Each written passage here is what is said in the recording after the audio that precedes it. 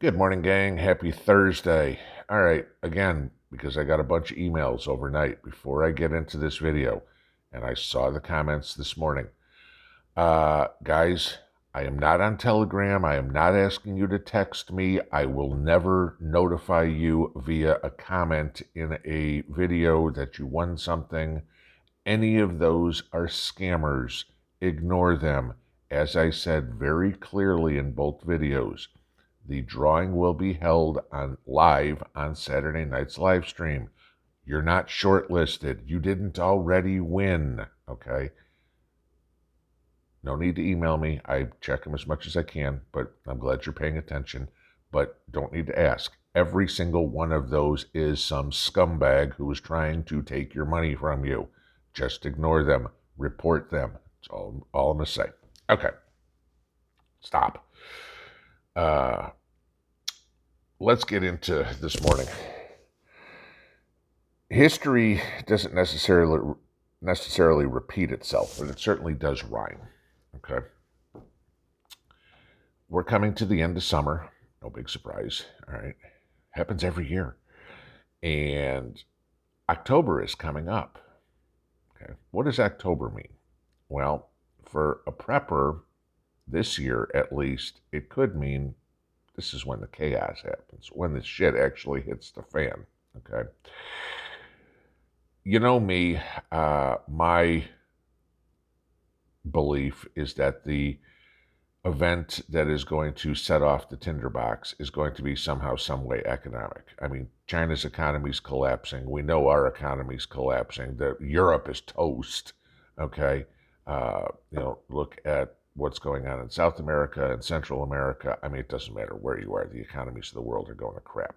All right. And so we're going to have an economic meltdown sooner or later. That's what'll be the trigger event. We're not going to start with an EMP, and an EMP is going to trigger off a financial crisis. It's going to be the other way around, at least in my opinion.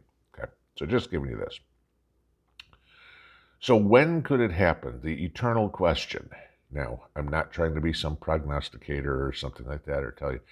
I just want to put a little historical perspective in here so you have an idea, so you can be ready ahead of time. Because after all, that's what preppers do. Okay. So there are countless analysts, economists, or whatever who figure we are going to see a big market correction, if not a crash, in September. Okay, this is what they're calling for. I'm just telling you. Why? Well, let's give you this. About 3/4 of the country, I'll get those words straight maybe by the time I'm 70. 3/4 of the companies that are publicly traded run on a fiscal year. And that means their year ends September 30th. Okay. So we're going to know how their yearly performance is, and it's going to come probably pretty lousy. Now, there'll be companies that do well, there'll be industries that do well, but overall, as an economy, it's going to be negative. I mean, look at GDP. If we're producing less, companies are making less. Okay, if your costs are going up, their costs are going up. It's not rocket science. So you have all these analysts and economists calling for a crash. Why besides earnings would we do it now? Let's take a look at historical perspective. Okay, Black Tuesday, 1929. Okay, was October 29th, 1929. Started the Great Depression. Okay. Black Tuesday, 1987, October 19th, 1987. Okay. Let's take a look at the stock market crash of 2008. That started on September 29th. Damn close to October. Okay, close enough. But let's look at what these all have in common. Okay. What were the reasons for them? Okay, these are your three biggest drops in the stock market in history. Okay. Okay. Let me qualify that for a second. Not including COVID. Okay, COVID was not an economic reason. That was something completely different. All right, so I'm going to leave COVID out of here because that was an anomaly. That was not a day-to-day thing. We're not as much, as much as Fauci says we are not going to have a perpetual pandemic. Okay. But you look at 1929, what caused the stock market to crash? That was people being over margined, over borrowed. Okay. People were borrowing 90% of the money that they put into the stock market. And when the stock market went down, they couldn't meet margin calls and they lost everything. Okay. Gee, where does over borrowed sound? I don't know. Our government, at this point with inflation starting to get to be our people. I've told you guys about record credit card debt that we have in the United States again, and I've told you guys yesterday about the electricity. People are borrowing money to buy food, okay? This is an issue. That was what started in 1929. Let's go to Black Monday in 1987, okay? October 19th. What caused the stock market to crash then? This was the junk bond collapse, okay? And junk bonds, if you will, are investment companies that didn't have the greatest credit rating borrowing money, okay? And then when they couldn't pay it back, the bond market collapsed, which of course, the stock market soon followed, okay? That was that. 2008, okay? What happened on September 29, 2008? Lehman Brothers, okay? They were so leveraged into the housing market that they wound up having to declare bankruptcy, okay? So you're talking financial.